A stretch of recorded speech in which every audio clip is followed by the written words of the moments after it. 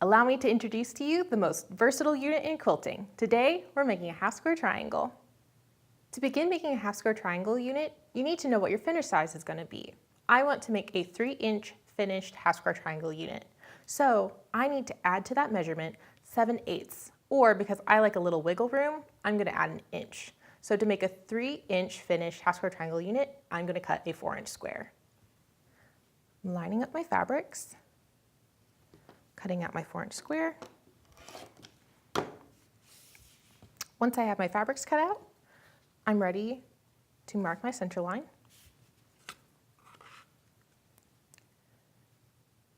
I'm going to take diagonally across the fabric. We're going to mark the center line on the diagonal of one of the light squares. I'm marking on the wrong side, just a quick center line, and then I'm ready to move to the machine. I'm going to layer my fabrics right sides together.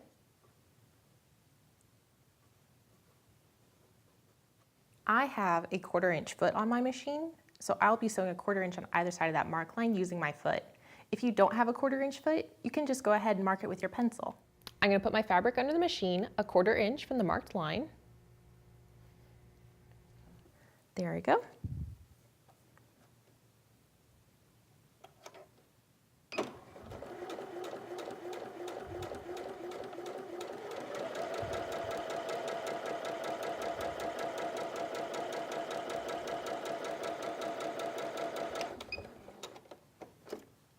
And then I'm going to bring it around and sew the other 1/4 inch.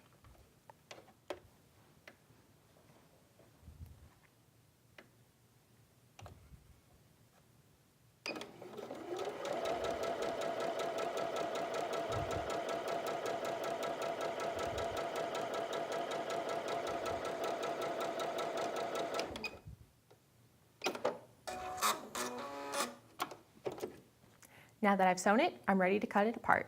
I'm going to bring it over to the cutting board, and I'm going to cut on that center line that we marked. Cut that center line, and I'm ready to press. I'm going to open the unit, and then I'm going to bring my iron down, wiggle it right up to that line, and then over. Just a quick little press to set the seam, and it's ironed.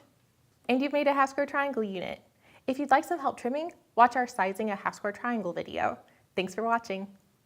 Check out the code in the description for great savings. Members always save 20% at shopaqs.com. Just another great reason to join our AQS family.